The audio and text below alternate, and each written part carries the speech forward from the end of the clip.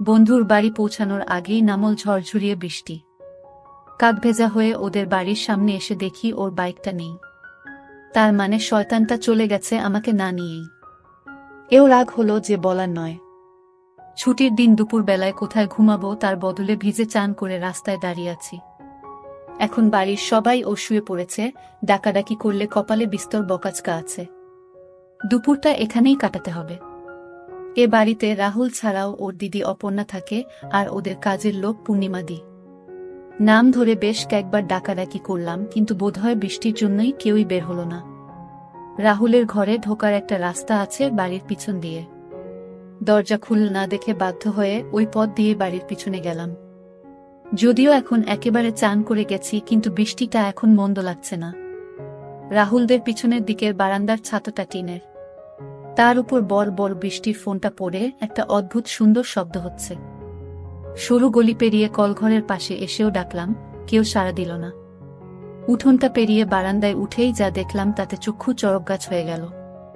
অপর্ণাদি কলঘরে বসে কাপড় কাচছে। বৃষ্টি আর কলের জলের শব্দে বোধহয় আমার গলা শুনতে পায়নি।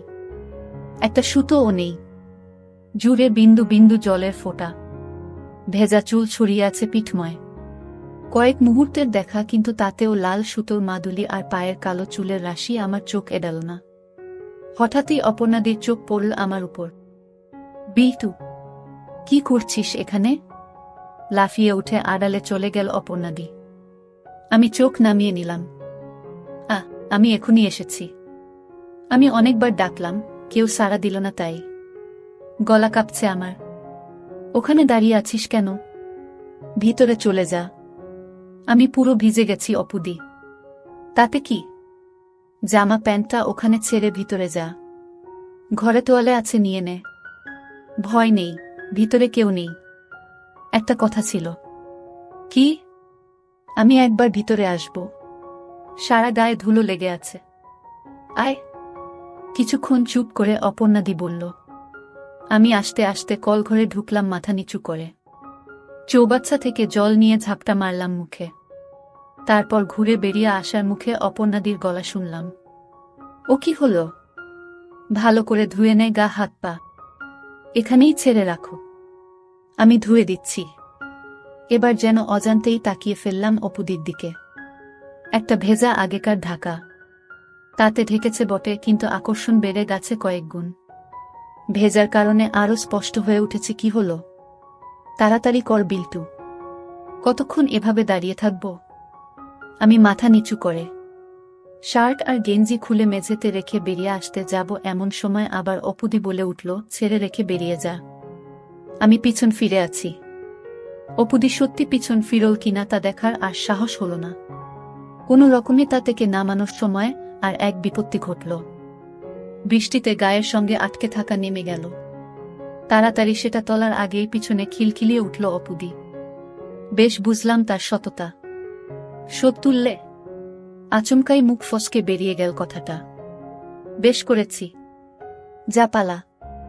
অপর্ণাদির গলার স্বরে একটা মজার আভাস পেলাম। ভয় আর শিরশিরানিটা একটু কাটল। নিজেই নিজেকে প্রশ্ন করলাম, তাহলে কি অপর্ণাদি ইচ্ছা করেই এখানে ঢুকতে দিল আমাকে?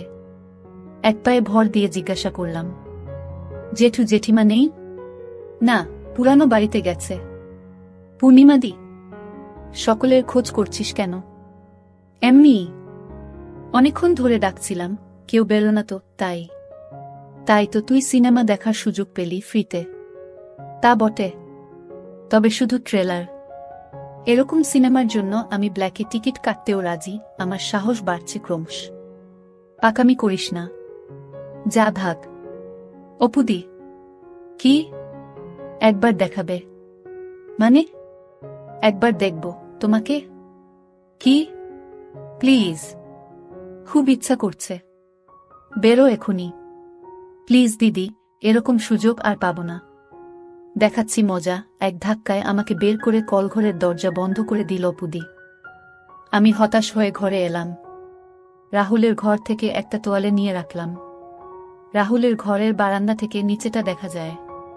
এখানে বসে বেশ কয়েকবার আড়াল থেকে আমরা পূর্ণিমাদির পানি বের করা দেখেছি।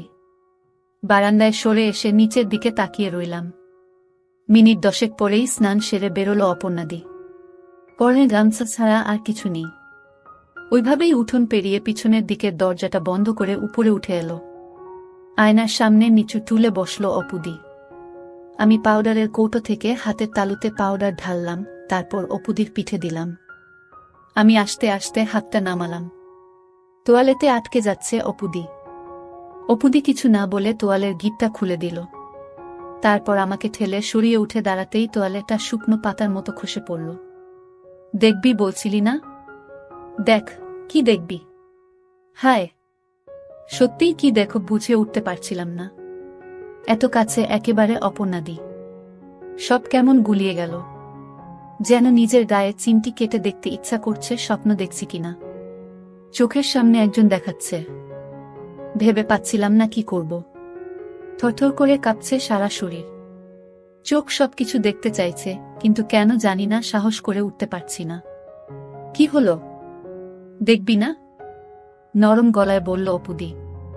তাকা, তাকা বলছি আমার দিকে। আস্তে আস্তে চোখ তুললাম। অপুদিকে ভীষণ লাগছে, সেটা বলাই বাহুল্য। টানা টানা চোখ, জোড়া ভ্রু, সব মিলিয়ে অনেকটা দক্ষিণী সিনেমার নায়িকাদের মতো দেখাচ্ছে। ভেজা চুল ছড়িয়ে আছে চুলের মধ্যে, ঘাড়ে কাঁধে এখনো জলের ফোঁটা লেগে রয়েছে। অপুদির চোখে চোখ পড়তেই চোখ নামালাম নিচের দিকে। এবার আমি সরাসরি দেখতে পাচ্ছি। অপুদির গায়ের রঙের তুলনায় বেশ পরিষ্কার, তবে তা দক্ষিণী নায়িকাদের মতো বেশ বর্ণায়।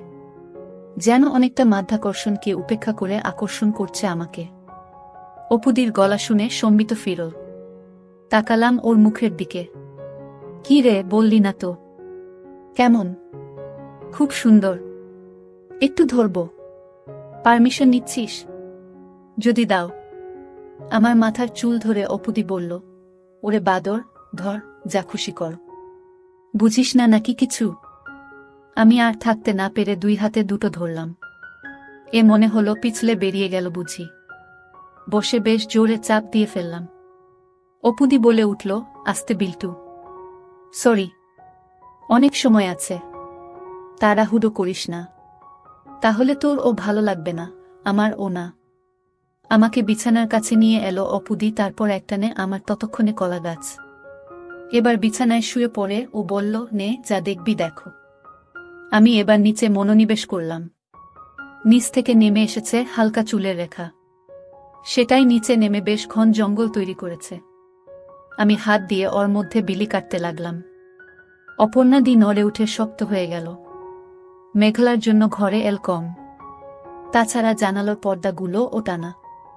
তাই বিশেষ কিছু দেখতে পেলাম না, আন্দাজে আরও গভীরে নিয়ে গেলাম। এতদিনের ফিল্ম আর ম্যাগাজিন দেখার অভিজ্ঞতার সঙ্গে মিলিয়ে আন্দাজ করার চেষ্টা করছিলাম। নামল নরম একটা সুরঙ্গের মধ্যে।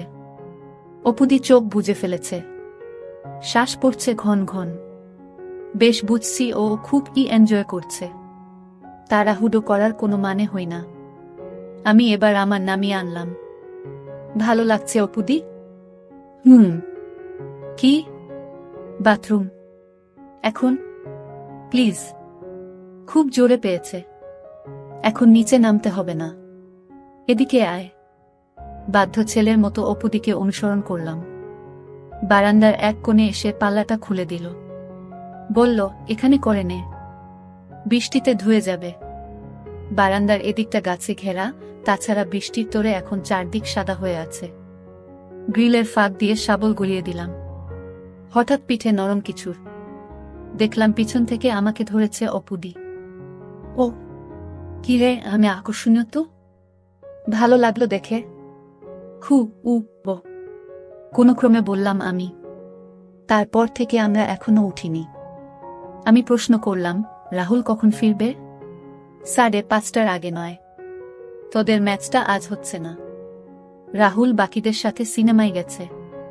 পূর্ণিমাদি ও ওখানেই গেছে। তুমি জানতে আমি এসব? না তো। তাহলে? কি তাহলে? এত সুযোগ করে দিলে আমাকে। তুই তো বারান্দাতেই আমাকে দেখে নিয়েছিস। আর আড়াল করে কি লাভ? বাথরুমে তোর দেখে খুব লোভ হলো। চান করতে করতে ভাবছিলাম কি করব। শেষ পর্যন্ত করে ফেললাম। তুমি খুব সুন্দর অপুদি। তুইও। সর দেখি। নামব। কেন? বাথরুমে যাব। আমিও যাব। তাহলে যা, আগে ঘুরে আয়। আমি যাব না। তুমি করবে সেটা দেখতে যাব। ভ্যাট। যাবই, তুমি তো আমারটা দেখলে। না, আমি দেখব না। অনেক অনুরোধ ও শেষ পর্যন্ত রাজি করলাম অপুদিকে। বাথরুমে আলো জ্বালিয়ে ও আমার মুখোমুখি বসল। তারপর চোখ বন্ধ করে কাজ করতে শুরু করল। ওর পায়ের ফাঁকের কালো জঙ্গলের মধ্য থেকে জলের ধারা বেরিয়ে এলো, প্রথমে অল্প, তারপর কলকলিয়ে। অপুদি। কি? চান করবে একসাথে? করব, তবে আজ না। অন্যদিন। তুই ওপরে যা, আমি আসছি। যাক, তাহলে ভবিষ্যতেও সুযোগ আছে। এটুকু নিয়ে আবার ওপরে উঠে এলাম আমি। দ্বিতীয় সুযোগটাও আচমকাই এলো। 2 দিন আগে অপুদি হঠাৎ আমার বাড়ি এসে হাজির। সোজাসুজি একেবারে মার কাছে। আমি প্রথমে একটু ভয়ই পেয়েছিলাম। তারপর আড়ি পেতে দুজনের কথা শুনলাম। সেকিরে, কবে হলো? কাল রাতে ফোন এসেছিল। সকালেই মা, বাবা আর ভাই চলে গেছে। একেবারে হঠাৎ তো। তা বটে। বাড়ি তো আর ফাঁকা রাখা যাবে না। তাছাড়া আমার টিউশনগুলোও আছে। তাই আমাকে থাকতেই হলো। তুমি একটু বিল্টুকে বলো, ওর খুব অসুবিধা না হলে যেন এই 3 দিন যদি রাতটুকু আমাদের বাড়িতে গিয়ে থাকে। অসুবিধা আবার কিসে? দিনরাত আড্ডা মেরে বেড়াচ্ছে। ওকে কি আমি একবার জিজ্ঞাসা করব? না না, তোকে কিছু জিজ্ঞাসা করতে হবে না। ও যাবে। তাহলে বলো রাতের খাওয়াটা আমার সাথেই খেয়ে নেবে। আমাদের তো রান্নার লোক করে দিয়ে যায়, অসুবিধা হবে না। ঠিক আছে, আসি তাহলে। সে কি? কিছু খাবি না? না গো, একটা ব্যাচ বসিয়ে এসেছি। রিক্সা দাঁড়িয়ে আছে। যা তাহলে, সাবধানে যাস। অপুদি বেরোনোর আগেই আমি এক দৌড়ে নিচে নেমে এলাম। অপুদি যাবার সময় আমার দিকে মুচকি হেসে বেরিয়ে গেল। আমিও হাসলাম। মায়ের হুকুম অনুযায়ী রাত 8টা নাগাদ সাইকেল নিয়ে রাহুলদের বাড়ির দিকে রওনা দিলাম। অবশ্য যাবার আগে একটু কপট আপত্তিও করেছি। আমাকে কেন? ধুর, অন্যের বাড়ি রাতে থাকতে ভালো লাগে না। এইসব আর কি। কিন্তু মা বলল, একটা মেয়ে বাড়িতে একা থাকবে। তোর কি কোনো কাণ্ডজ্ঞান নেই? আপত্তি না বাড়িয়ে আমি বেরিয়ে এলাম। পৌঁছাতে 5 মিনিটের বেশি লাগল না। অপুদি দোতলার বারান্দায় দাঁড়িয়েছিল। আমায় দেখে নিচে নেমে এসে দরজা খুলল। আমি সাইকেলটা সিডির নিচে রেখেই ওকে পিছন থেকে। অপুদি বোধহয় সবে স্নান করেছে। চুল এখনো ভিজে। 2 হাত দিয়ে ধরে ঘাড়ে আদর খেতে লাগলাম। অপুদি কিছুক্ষণ পরে বলল, আর না। রান্নাঘরে পূর্ণিমা দিয়াছে। দুজনে ওপরে উঠে এলাম। ঘরে টিভি চলছে। চ্যানেল পাল্টে পাল্টে কিছুক্ষণ টিভি দেখার পর পূর্ণিমাদি এসে জানালো তার কাজ শেষ। অপুদি নিচে গিয়ে দরজা দিয়ে এসে কাউকে ফোন করল। সম্ভবত রাহুলকে, কারণ হ্যাঁ, সব ঠিক আছে। চিন্তা করিস না, বিল্টু থাকবে। বাবা মার খেয়াল রাখিস, এই কথাগুলো কানে এলো। ফোন রেখে ঘরে এসে অপুদি জিজ্ঞাসা করল, কি রে, কিছু খাবি এখন? হ্যাঁ, তোমাকে। খুব পেকেছিস। দাঁড়া, তোর হচ্ছে। বারান্দার জানালাগুলো বন্ধ করে অপুদি পাশের ঘরে চলে গেল। আমার আর তর সইছে না। বুকের মধ্যে কেমন একটা করছে। গলা শুকিয়ে আসছে। ঠিক ভেবে উঠতে পারছি না যে অপুদির মতো আপাত গম্ভীর একজন মেয়ে আমাকে ডেকে এনেছে। কয়েক মিনিট পরেই ও ঘর থেকে অপুদি ডাক দিল, আয়, এ ঘরে আয়। পাশের ঘরে গিয়ে বেশ অবাক হলাম। এর মধ্যেই অপুদি ঝুল হাঁটু অবধি। সারা ঘরে একটা হালকা ধূপের গন্ধ। অপুদি টিউব নিভিয়ে দিল। এই পরেই থাকবি নাকি? না, শর্টস আছে ভিতরে। এ ঘরেও একটা টিভি আছে। সেটাতে নির্বাক যুগের ছবির মতো শাহরুখ খানের কোনো সিনেমা চলছে। খেয়াল করলাম সবটা জানালা বন্ধ, পর্দা টানা। জামা প্যান্ট চেয়ার এর ওপর রেখে বিছানায় গিয়ে বসলাম। অপুদি টিভি বন্ধ করল। এখন শুধু ও ঘরে জ্বলে থাকা টিউবের আলো এ ঘরে আবছা ভাবে আসছে। অপুদি ফিসফিসিয়ে বলল, কি হলো? তখন তো সিডির তলাতেই শুরু করেছিলি, এখন চুপ কেন? ভাবছি। কি? 2টো কথা শুনি। 1 নম্বর, যা হচ্ছে সেটা সত্যি না স্বপ্ন।